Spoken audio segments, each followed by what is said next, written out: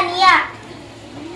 सानिया परिंदों के लिए अक्सर सुअन की दीवार पर दाना रख देती।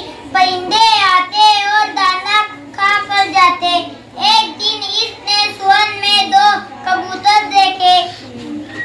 सानिया कबूतरों को देखकर बहुत खुश हुई और कबूतरों को देखने के लिए सुअन में आई। के एक कोने में बेकार सामान का ढेर पड़ा था। ऊपर एक तख्ता था। तख्ते पर एक मर्तबान पड़ा था। कबूतर दाना खाते और मर्तबान के पास बैठ जाते। वो दोबारा दाना खाने आते और मर्तबान के पास आते। इस तरह ये सिलसिला जारी रहा। सानिया कबूतर की हरकतें देख रही थी। इसका ध्यान तख्ते पर बने घोंसले की तरफ गया।